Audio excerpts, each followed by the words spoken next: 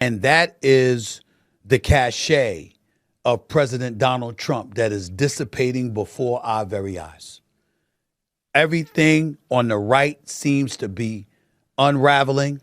So Stephen A. Smith just dropped a bombshell analysis about Trump's crumbling support during the Iran crisis, and it's absolutely devastating. We're seeing unprecedented defections from his most loyal defenders, Alex Jones, Nick Fuentes, Megyn Kelly, all turning against him. This breakdown is surgical. You got the MAGA right against this man. This is some crazy, crazy stuff going on right here. We never predicted this stuff would happen.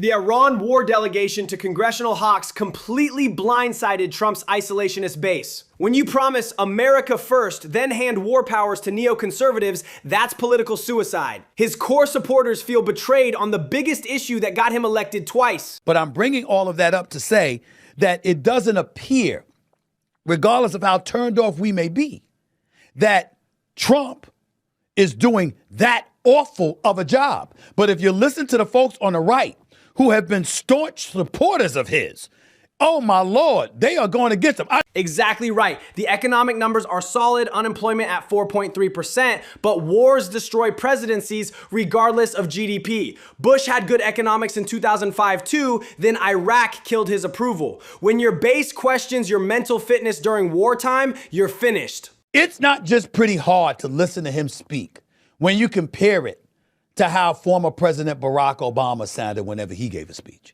I mean, to listen to Trump, it's just hard. Half the time he comes across as incoherent. He's mumbling and stumbling and bumbling. I mean, he don't sound much better than Joe Biden. He don't sound much better than Joe Biden did. I'm just going to keep it a buck with you. He just doesn't. The decline is stark compared to 2016 Trump. That guy was sharp, quick with comebacks, dominated debates. Now he's rambling, losing his train of thought mid-sentence. When you're managing a Middle East conflict, every word matters. Allies notice this stuff. Age and attrition have clearly kicked in, all right? He doesn't look the same. He doesn't sound the same. I remember when he caught Biden during the debate, June 27th, 2024, when he embarrassed the then sitting president. And Biden was stumbling and mumbling and stumbling. And Trump said, I don't understand what he said. I don't think he understands what he said. That's what you actually can say about Trump half the time now, because he don't seem like he's always there. The irony is crushing. Trump won in 2024, hammering Biden's cognitive decline. Now he's exhibiting the same symptoms. The June 2024 debate moment was his political peak. 2 years later, the roles have completely reversed. Age catches everyone. Look at right-wing zealot himself, Alex Jones, and what he's saying. And he does look sick. And he does babble and, sound like the brain's not doing too hot. And so we just cut bait on Trump, and we just mobilize against the Democrats. And we mobilize against neocons, we primary them, and we just fight even harder, because look at how we've turned the tide. Look at all the good we've done. There's a fourth turning. Populists, nationalists, conservatives are winning everywhere. There's a Christian reawakening. And Trump is just a minor figure in all of that now. And we have to be appreciative of the old Trump that went through so much and got so much done. And that's the Trump we remember. And we're just sad because that happens. We need to be sad about Trump. This is not funny. This is not good. But he's gone. And that's it. And all the people rallied around him. You can see Hegseth's freaked out. You can see the press secretary's freaked out. They're being loyal. They think it's the lesser of two evils. And okay, but I just, Trump needs intervention. He needs to take some time off. We need to pray for Trump, that the Holy Spirit touch his heart and loose him from whatever evil control he's under. I'm serious. And I think that's the answer. We need to pray for President Trump. We need to pray for other people to be awakened. When Alex Jones abandons ship, that's seismic. This guy defended Trump through January 6th. The classified documents, everything. He's been the ultimate loyalty test for the MAGA movement. If Jones is done, the grassroots infrastructure is collapsing. Did you hear what that man just said? That's Alex Jones, y'all. I mean, that man is so right. I don't know if he knows how to turn left. That man said, Trump is gone. That's what he said. We need to mobilize against him and the neoconservatives. Jones calling Trump gone and mobilizing against neoconservatives hits different because he's speaking the base's language. These aren't establishment Republicans. This is the populist core that drove Trump's movement. That alliance is permanently shattered over Iran. I mean, I almost got a heart attack listening to him because I couldn't believe what I was hearing. Then he brought up his health. Doesn't look good. Damn right he doesn't look good. Trump don't look like he's exercised in 20 years.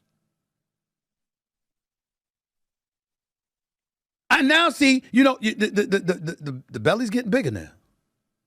You know, when you got, ladies and gentlemen, I'm being serious here because I went through it, okay? Not to that degree, but I went through it. When you got the fat laying in your belly and your abdominal area like that, that's fat sitting on your organs. That's a heart attack waiting to happen. You see somebody with a belly like that, be concerned. Be concerned. But for Alex Jones to say that, did you see him? He looked like he getting ready to cry. He looked like he's... The health concerns are legitimate. Commanding troops in 3 theaters requires stamina Trump clearly lacks.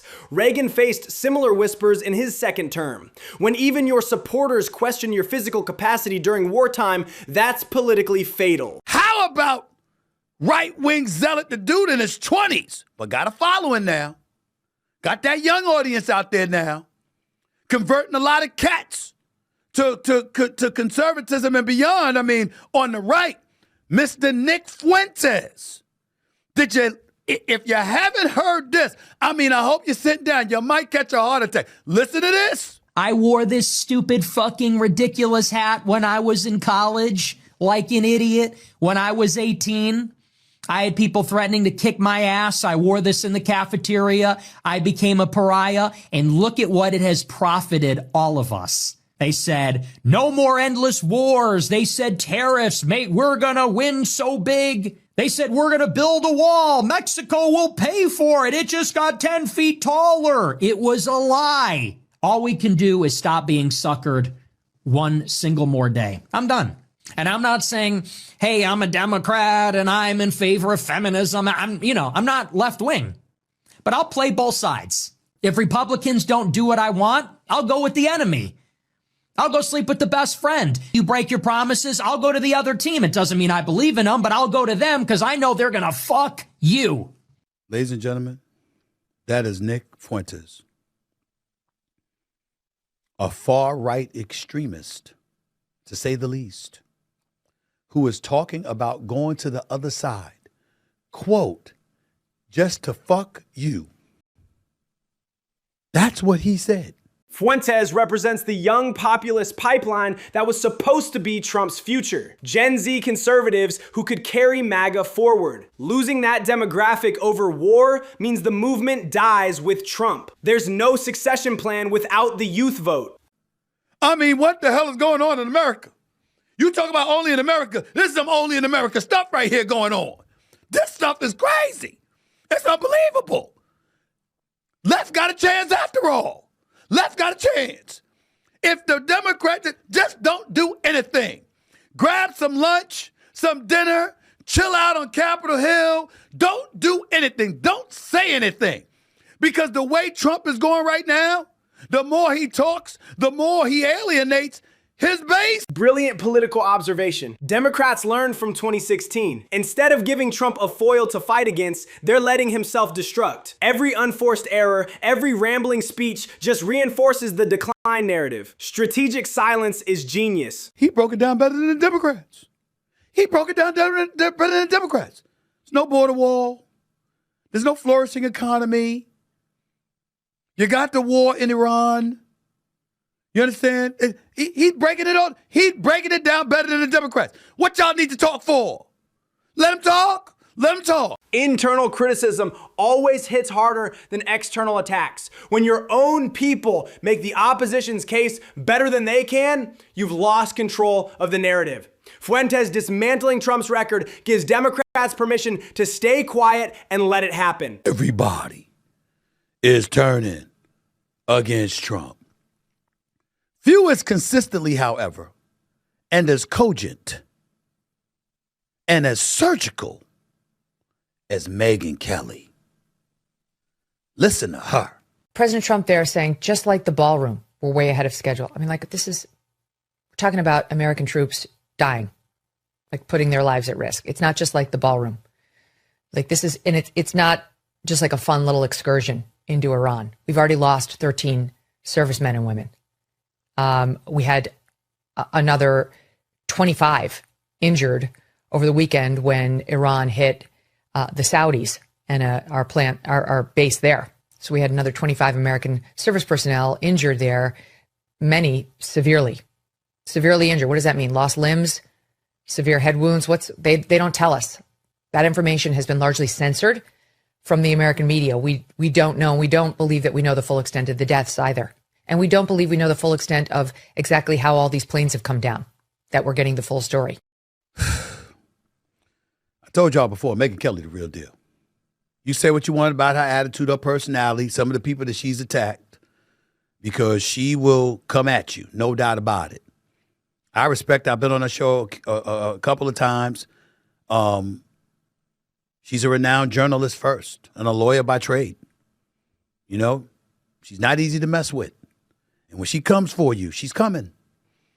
And the more you listen to her, the more you know she's coming for Trump. Kelly's legal background makes her critiques surgical. She's not some liberal pundit. She's a conservative journalist with credibility in Fox News circles. When she systematically deconstructs Trump's performance, it carries weight with suburban Republicans who matter electorally. Trump has gotten in his own way because he won't shut the hell up. Every time he's on camera, he looks worse. He's not coherent. He's mumbling and stumbling. You got people on the right bringing him on and just letting him ramble and just letting him talk, not realizing the more you do it, the more he sounds like Biden did. It's pretty bad. And it's getting worse. And they're noticing. Let me give you the names again. Alex Jones, Nick Fuentes, Marjorie Taylor Greene, Candace Owens,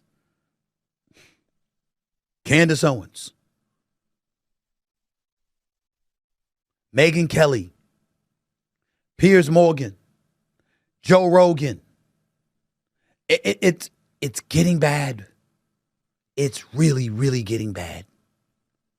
And at the rate it's going to cost the GOP the midterms. That roster reads like Trump's entire media ecosystem turning against him. Rogan, Jones, Kelly, these were his biggest amplifiers. Losing them simultaneously during a war means he can't control his own narrative. The 2026 midterms could be catastrophic for Republicans. His own base is turning against him. Things are very, very bad right now, regardless of how to make it look. About the only thing that looks worse is the city of New York, which is where I'm going right now. Because I got to talk about my city, who is crumbling worse than Washington as far as I'm concerned. The institutional collapse is comprehensive. From the White House to state governments, traditional pillars are crumbling under pressure. When the presidency looks this weakened internationally, it damages American credibility beyond partisan politics. That's the real cost here.